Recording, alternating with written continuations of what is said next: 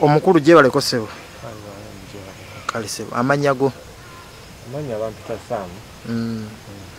Gwa abeera n'omukulu Jami Culture. Alina Jami Culture ennaku zino. Sebo. Wamaze ebbanga ki ng'obeera ne Jami Culture? Jami zigenda katuwera weeks 2.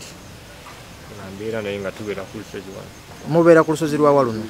Tubeera eno waggulu Makindye ku Kabaka Muteesa Royal Estate Lodge. Gye bayita mu Kizungu? Mu Kizungu. Yes, sebo. Wakwatagana otya naye okutandika okubeera naye? Jami nakwatagana naye dda nga nkyabeera n'omuyimbi gwa Itaziza Zion. Twakwatagana ne Jami nga kyali wange. Twatandikira omukwano ne Jami Culture. Ate okujja okutuuka okubeera naye wano ewaka? Jami enzije yakangamu kubanga yajja kiro. Yajja kiro nga nnyonya. Ajja abuuza mbeera mba ndi awo ku ssaawa 8 gw'ekiro nga ntuukako. Nga mbuuza Jami kiki nga ngamba basajja bangobe tebakyagala mbeera endaba ne mbuuza kiki. Saabigenda nnyo mu maaso kuba olwedde nali nawulirako ensonga ze nti waliwo ebimutetenkanya ng'omuntu. Newa ogwo oli muganda wange sisobola kwejjako jangu tupowe. Ne tandika okutambuza obulamu naye nga olwo ebimukwatamu ng'omuntu ebimusinza amaanyi. Oya gye yagira mu mbeera ki? Embeera gye yagiramu yali tesanyusa. Embeera gye yagiramu yali tesanyusa nnyo. Nakugamba asaba kubeerangako nawe wano? Oba yakugamba njagala kusulawo enkya ngenda? Talina kye yayogera kati nga nze muvubuka ntegeera. Omuvubuka muno wajja kweza essaawa. Ate gwe batagobye omanyi abazze powa.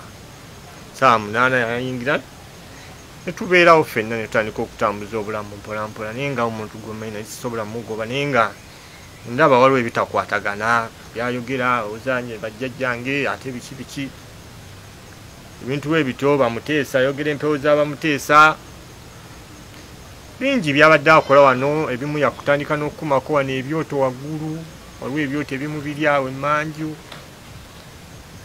Tule yasima n'entaana. Waliwo bye yakolako ewaggulu Katemba gye yamukolako eyo Katemba n'atiisa n'abantu. Yali atya Katemba yali atya? Yalina ebintu byakola nga agamba ntaana ya Sir Edward Muteesa. Muteesa bamuziika eno ebintu byonna byayogera nnyo mu bya Bwakabaka.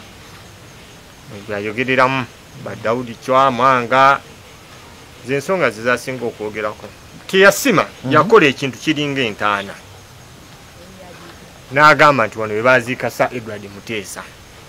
Abantu ne batya ku kyalo? Abantu ne batya kati abantu olw'okuba bamanyi nti mbeera naye ne bampita nga sajja waako nga olw'okuba mumanyi nti waliwo ebimusumbwa ne mbayita ne mugaba ne tubita batereezaawo nga tewali kiriwo ne lwakuba awuguka. Okuwuguka kutya mubeera ne Jami ne mwogera ebigambo nayogera ebigambo ebirina amakulu ebitegeerekeka n'ekigambo bibiri olumala nadda mu by'empewo n'atandika kwogera bya buwangwa byakusamira byaki naddamu ebyo olumala nadda ne munyumya. Jami ategeera nga omuntu ng'amutegeera ategeera kuba Jami ye muntu gwesobola okugamba kitokola kino n'agamba mbadde nkikoze mu kinsonyiwa. Bangambye yeyambuddeko eggula engoye.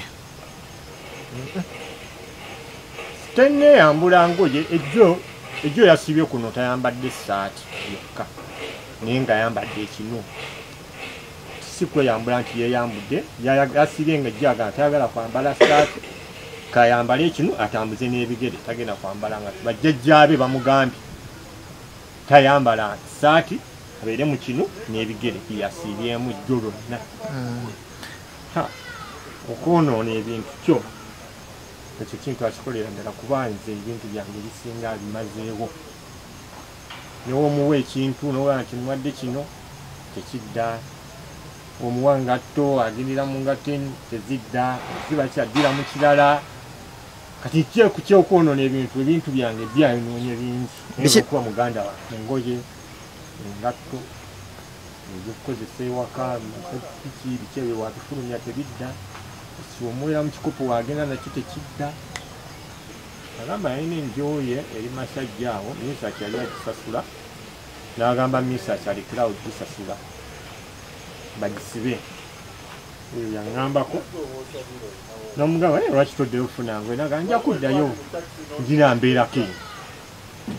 Jami abaddeko wano essaawa nga emu emabega naye naŋŋamba kansooke nzuukeko nina bye njagala okukimala njagala kugendako ewaffe Kawempe ne mugamba ye oyagala gendako Kawempe naga omutima gunnumi njagala gendako ewaffe wa Kawempe kansooke nzikire wano nkomewo kati tiimu emwagala ebadde ezzo mutima weetuukidde nga yakavaawo kwa Jami ategeera Jami alina empewo ezimusumbwa ze beetaaga okutereeza ng'abeewaabwe nga famire ffe tutasobola tegeera kujjako nga famire yeevuddeyo negamba twalina kino twakola kiri kyekisumbuwa Jami teyeetaaga lyabwe.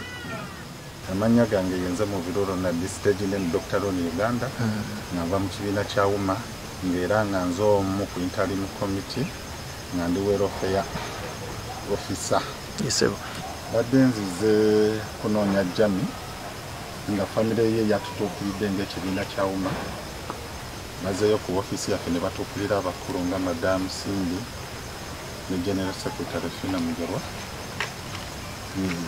ne batunyonyolamu ku mbeera za Jami Kalicha muyimbi munnaffe kati tubadde tuze tumunone tumutwale waabwe mbaganda be balabe kiki ekiddako nedda tetugenda mutwala mu rehab kubanza okusinziira ku research yange nange ndi musawo musawo wa Kinansi ndi musawo muzungu naye okusinziira ku research yange gye nkoze maze okulaba nga Jami kirabika alina nsonga ndala nnyo ezimutawaanya abasinga balowooza oba yakozesa nnyo ebiragalalagala naye nga si biragalagala kireka alina ensonga ng'eza famire eziva mu famire ezeetaaga okusooka okutereeza.